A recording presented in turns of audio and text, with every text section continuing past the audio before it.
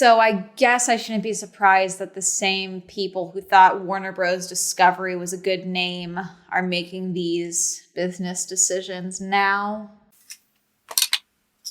That's it. That's my intro.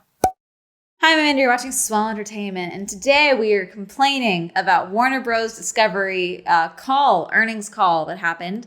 As I'm recording this, it's the day after. This will probably be out the Friday after. I may have to make some edits and some notes because this may be out of date by the time this video goes out, but I want to complain about a couple of things and talk about this because I was talking about this a little bit on Twitter Wednesday, because Wednesday is when they announced the shelving of Batgirl, which was $90 million and was basically completed. Scoob, which was, I believe, $40 million into production and was also completed, I think, like 7 days prior. Like, it was like very quickly. Scoob Holiday Haunt, that was the one. That, as well as, I believe, 7 different HBO Max movies being taken down without any warning, fanfare, nothing, just yoinked from the platform.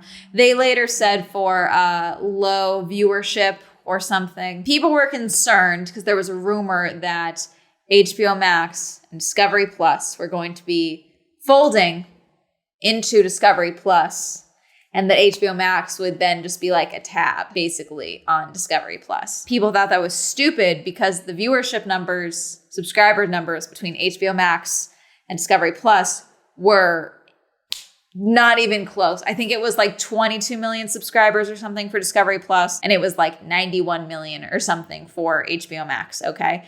And so people were like, this is a stupid decision. This is stupid. Why anyone would do that, where it would make way more sense to have a Discovery Plus tab on HBO Max. That makes way more sense. But no, we're going to make it all Discovery Plus. I mean, I guess that's one way to drive traffic to your streaming service. Dragging them kicking and screaming, because that's never not worked. A lot of people were talking about this rumor prior to the earnings call because they were like, hey, this is stupid. Because again, if you look at a lot of shows that have been performing really well and have also been critically acclaimed, a lot of them have come out of HBO Max recently. And a lot of new shows on HBO Max are doing well so far, and they are still being released. Episodes are still being released. The rumor was that they were going to be moving away from scripted shows on HBO Max to the unscripted style of a lot of Discovery Plus shows. And again, people were like, what are you talking about? Because again, the scripted shows that are being critically acclaimed have done well. A lot of them are coming from HBO Max. It doesn't make sense to just completely get rid of unscripted content and just completely let it all die from your streaming platform, but whatever. So there was a lot of rumors about that. A lot of people were talking about the concerns they had because movies, again, were just being taken down from streaming services. These streaming platforms can fold into one another, or they can just remove your show for whatever reason, and then suddenly your show is not available because there's no digital medium that you can have that's not on the streaming platform for your show. The concern with taking these shows down from HBO Max, these shows and movies, and these canceling of these shows and movies and all of that is people are saying, hey, who cares? These shows weren't good. Doesn't matter. My thing with movies and shows being removed from HBO Max and the like is that these things are exclusive to these streaming platforms often. And so when you remove them, technically, it's not that it doesn't exist anymore, but now it's harder for that thing to exist in general because it's outside of the streaming platform where that streamer potentially had everything there. Now, I'm not just saying that when these shows or these movies get taken down from these platforms, that means that that thing ceases to exist. But it's not, I say not fair, and I know people are going to be like, no, fair. It's still, okay? It's not okay. And they're doing it with no warning to the casting crew of these shows, these showrunners. No one's getting heads up. Same thing with the Batgirl situation. They found out in real time. No one at Warner Brothers gave them the heads up. It's the same thing. They did the same shit with all of the Wonder Woman, Dune, all this stuff. They were pissed that they were going to do a full HBO Max release for those movies and stuff. Well, the rumor is that Patty Jenkins and Gal Gadot got heads up, and also my guess is they got paid. That was my guess, so that they would be like, oh, it's going great. It's going to be on HBO Max. That was my guess. I think that was later proven. I don't know. Hypothetically, allegedly. Don't sue me. These streamer shows that are put specifically on streaming, once they are removed from streaming, the show might as well not exist. Because again, a streaming exclusive show is not going to be put onto another streamer like Netflix if it was taken off of HBO Max. Because that's just not a thing that's going to happen, really. I said that way too confidently, so I decided to check. And though I did not find any evidence of a streaming show being canceled by one streaming platform and then ending up on another streaming platform for another season, I did find that One Day at a Time, after being canceled by Netflix, was picked up by Pop TV for one season before it was canceled there. So not the same thing, but just in case, I wanted to point this out. If a network television show is canceled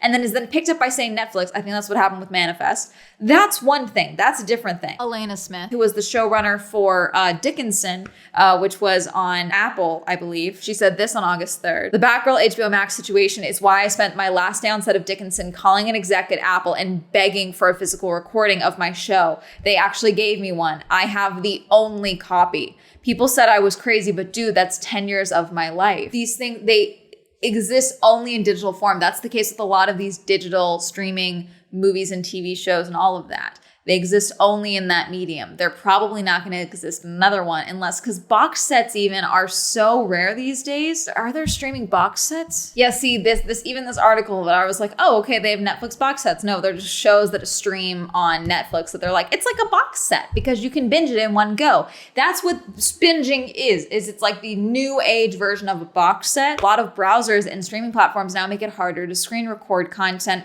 because of fear of pirating. But I'm telling you, if you are on one of these shows, whether you're a crew member or what, if you can find a way to get a digital copy of your work, I really hope you're able to do that. I think that's the smartest thing to do, is to lobby for that, because again, that's your work, that's your job. I understand wanting to have at least some form of something to be able to show your work versus just being compensated for your work. Being compensated for your work is one thing, but in creative industries, if you can't show your work, it's basically useless. You can keep your lights on, but trying to get more work is going to be next to impossible if you can't show proof of the work that you've done. And these streaming shows and movies being yoinked is a problem. And some people have said, a lot of these movies are still available on demand.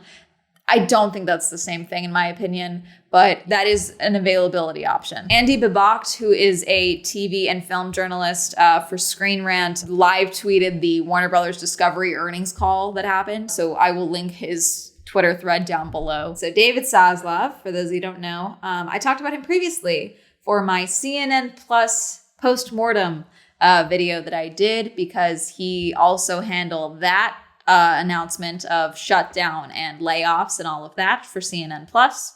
And it's my understanding that he is known to be bad at this, bad at telling people that they're fired, basically. And it's not about being good at it, because no one likes to hear that. No one likes to hear that they're being laid off. But there's a way to do it with compassion. There's a way to be a dick about it. David Zaslav is talking about the process of merging the two companies and the long process of that. Zaslav creating the new hiring since WBD formatted. There is more room for improvement, Zaslav says, as the first steps forward for the company. We have had to make some additional adjustments, which we will talk about. 193 Emmy nominations for WBD. Can you just do that? So the thing about Zaslav, that's my understanding, as people have been talking about it, is that it's believed that he is just trying to completely nuke everything the previous regime has done, his predecessors have done. And so this merger is proving that with like the things that he's shutting down, things he's getting rid of, things that he can't exactly take credit for. The 193 Emmy nominations, is my understanding, is something he can't take credit for because they existed prior to him. The shows and properties that are getting those nominations existed prior to the merger. So putting them across the merger is stupid, kind of. And that kind of means not really. It's stupid. Okay, so I'm in an English class. Okay, we're on a period system. So last period, there was a different group of people in this classroom, different group of students. They did a bunch of work. Okay, they did a project. The teacher grades that project and tells us, this class, even though we're not the class that did the work, we got the grades for this. We all got A's because we're sitting in their seats. I'm not saying it's a good analogy. It's a bad one. I'm just trying to kind of demonstrate how stupid this is. We did it. I know it's a lot of the same people. I know there's merging. I know there's crossover. But to say that it's WBD specifically getting these nominations when it's a conglomerate of the two people, of the two companies prior to that and their work, right? That, like, to put it all into one category. Yeah, this merged company, we did that. When instead it was the two different companies, the two different formats, the two different things. My brain hurts. They will seek to attract the best storytellers to help create the most diverse content there is, mentioning the DC properties amongst many more IPs. Their focus is making great content that they want to watch and will pay for. Zaslav shouts out House of the Dragon, Ted Lasso, and Abbott Elementary as the type of content that resonates with consumers. Zaslav says the WBD is open for business and not willing to be beholden to any specific model. Dear God. Batman and Elvis among titles to exemplify what Zaslav wants to embrace more of. HBO Max and Discovery coming together as one, which we knew was probably coming. They're saying it's going to be probably about fall of 2023 that it would merge into one. Not quite sure exactly how yet, but it's going to be one platform. Keep saying diverse content a lot. Zaslav couldn't be more excited for where they're going as a company. JP Perrette, CEO and president for global streaming and gaming, has taken over. Streaming will still be a strong, but only one part of their strategy, Perrette says. They are focused on launching both their ad-free and ad-light models. HBO Max and Discovery are enjoying strong momentum. Now, this is the one that I saw, the screenshot from one of the calls that I wanted to fight personally. It says, unique and complementary, HBO Max and Discovery Plus, two bubbles. There's no overlap, apparently, but two bubbles. This is their main shtick, apparently. HBO Max, male skew, scripted, lean in, appointment viewing, home of fandoms.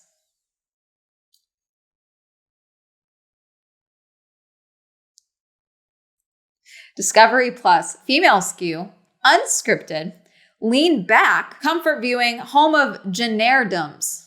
Genredoms. Scripted TV, too big brain for my woman pea brain. Fuck you, God. You literally could have just done scripted, unscripted. Why have the male skew, female skew in there? Also, I'm assuming they're, again, fandoms. Who do you think runs fandoms with an iron fist of fury and doodles? It's a lot of women. Queer women, a lot of straight women, a lot of men as well, but, I guess you could argue, I don't want to say that it's entirely one-sided or other because that's just not true, frankly. It's just not. But I'm just right here, they're saying it's one-sided. They're saying the male skew house of fandoms. And again, if the skew is, if it's 51%, 49%, still, that's stupid. Get rid of the male-female skew. I would probably complain about less if you just got rid of that bit. That's so stupid. I saw some people on TikTok were saying that they're trying to make this a male-female thing when really it's an age thing. Where if you look at brands for some of their global powerhouses, a lot of them are, dominated by older series and franchises that have been around for a while that were, liked by now people who are older. And older is, a relative term. You're 27, you're older than me. That's just older, which, it can go either way. But iconic series and characters, Friends, Fixer Uppers, Welcome Home, The Big Bang Theory, Property Brothers, Dinner, Drive-Ins and Dives, Sex and the City. Not the new one. Just Sex and the City. Franchises, Shark Week, Game of Thrones, 90 Day Fiancé universe. People were laughing about the 90 Day Fiancé universe, but they have created a conglomerate of 90 Day Fiancé. So, that doesn't surprise me. But Property Brothers, Dinner, Drive-Ins and Dives, Sex and the City, things like that. Friends, Big Bang Theory, a lot of that.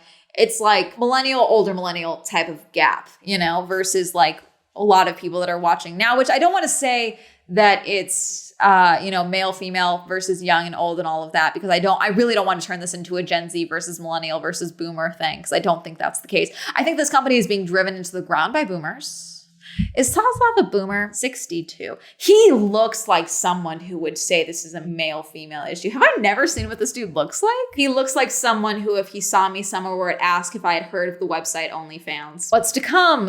Leveraging WBD portfolio strength. I've briefly talked about this before. I think this was with Peacock specifically. They briefly talked about doing a model that was based on paying per month versus how many seasons of The Office you got, and how I thought that was incredibly stupid and limiting for your platform to limit yourself down to this one show that a lot of people like. Not everyone, a lot of people like. Same goes here. It's one thing to be oh yeah, here's your library, which a lot of people like HBO Max because they have a variety of old and new movies and a great variety of things. For the most part, if it's not on Netflix, it's probably on HBO Max right now. And so to some degree, I get leveraging your portfolio strength. I get that to some degree, but also like Discovery Plus would need to do that. HBO Max doesn't need that at this point. More info will come close to launch on their combined service that will focus on the best of both. Yeah, so summer of 2023 is when it's going to hit the US, and by fall of 2024, it'll be all new markets and everywhere else. 130 million global subscribers by 2025, 92 million subscribers combined via HBO Max and Discovery Plus. Again, most of that is from HBO Max, like 22 million of that is Discovery Plus. Batgirl, Wonder Twins, and Scoob are mentioned as not fitting their strategy. So Wonder Twins, I think I heard that Wonder Twins were being tanked, but that was just me. Q&A to commence. Zaslav teases a 10-year plan for DC going forward. Not going to release any film that isn't ready or won't make them the success they are expecting. It'll be interesting to see what that means for a DC movie. Black Adam, Shazam, The Flash mentioned amongst titles that are still coming. They're not going to let The Flash die, are they? If you're wondering why I'm saying that, just look up Ezra Miller. See what they're doing right now. Expensive direct-to-streaming movies, they can't find an economic value for that, Zaslav says. I mean, it makes sense. I always kind of knew that the direct-to-streaming model for HBO Max with their movies was not ideal. And I figured that was the case with Wonder Woman. I know they paid out, I think it was All Little Things or something like that. It was Denzel Washington's movie. I think they paid out to those actors as well. Because a lot of actors for these big budget movies have certain like box office deals where if they make over a certain amount, they get a bonus on top of that. So obviously they're not gonna be able to make that money if the movie goes direct to streaming. So to basically keep those actors and directors happy, Warner Brothers started paying out directors and actors to keep them happy with their movies going direct to streaming. That was never going to be something they could keep up long term. That's just not sustainable. Same thing here, I guess. The super expensive models is just, I kind of agree with him. It's not logical to do that, but also with the future of streaming, that was always going to be something that was going to come up with more expensive streaming movies. So we'll see how this goes. The objective is to grow the DC brand and protect it. We're only going to get DC movies out of them, aren't we? That's what this is making me think of now. Summary of Zaslav said on DC Films, won't release a film unless they believe in it, seeks to grow the DC brand characters, but protect them. Has a 10-year plan for DC with the joining of Alan Horn, similar to Marvel. Zaslav is commenting on rumors of shutdown of scripted programming on HBO Max. Doesn't sound like they are stopping with that anytime soon. So my guess is that they're going to continue to just release stuff that's going on, and then they are not going to renew anything that's currently active on HBO Max. Now, certain shows are safe. Certain shows are not HBO Max shows. They are HBO shows, but they were released onto HBO Max. So I believe those are not included in that. So on June 28th, Film Updates posted user satisfaction percentage for major streaming service. HBO Max topped out at 94% user satisfied with the platform. And to be fair, when HBO Max first launched, it was complained about a lot. A lot of people said this is the worst streaming platform because their user interface sucked dick. To some degree, I do still think it does. I think it's annoying that I can't turn on or off captions inside a streamer. I have to exit out of the screen that I'm watching to go to their main page on my TV, not on my computer. Computer, I think it's a different thing. But like there's a lot of little things about the streamer that just kind of is annoying. But still, the content is what people like. HBO Max has a 94% happiness rate because a lot of stuff they're looking for is on HBO Max. As far as Discovery Plus, are they even on here? Discovery Plus, 72%, but the scripted stuff, that's the problem. Okay, all in all, I don't like how this merger is heading. I don't like what this means for streaming in general. And I think if you are working on a streaming show or movie at all, on any platform, not just HBO Max or Discovery Plus, I think you got to lobby for a digital copy for yourself. I think you got to. I think you have to at this point because I think it's clear that they don't care about artists, crew, cast, none of that. None of the people who are, making the products that are making them money. So you got to lobby for yourself. Same thing goes with, I preach this with content creators. Same thing goes with anyone in entertainment. If you are a creative, lobby for yourself. You got to. No one's going to lobby for you at this point, it seems. I think HBO Max is going to die a slow death. We're going to just watch it unfold. I'm sorry to every show on HBO Max right now that's scripted. And I'm sorry to the people of Batgirl and Scoob and all of that because it does seem like it was in real time. You guys were finding out with the rest of us. And I'm sorry. I do think that it is incredibly unprofessional. I saw the same thing with what happened with Cassie casting for The next Ant-Man movie, I think that was done horribly as well. They recast her without letting her know. I think that was shitty. When I talked about that then, people were like, do you not realize that like an actor is like one part of the final machine? It's not even a big deal.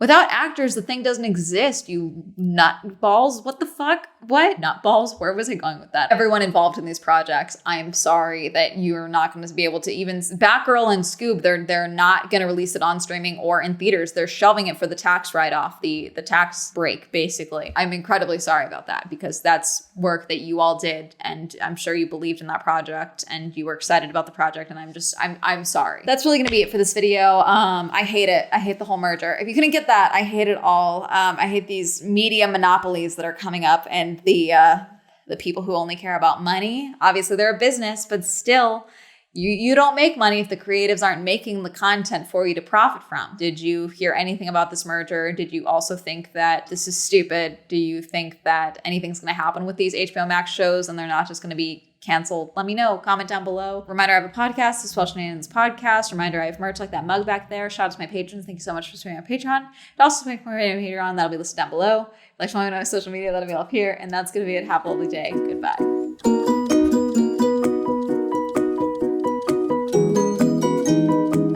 No, seriously though, what do we think they're going to call the new streaming platform? Because if they're folding it into one, they're trying to say that it's going to be both. So I would assume that they're not going to go with the Discovery Plus HBO Max name because that's stupid. You want something trendy. You want HBO Max, Discovery Plus, Peacock, Netflix. You know, you want something like that.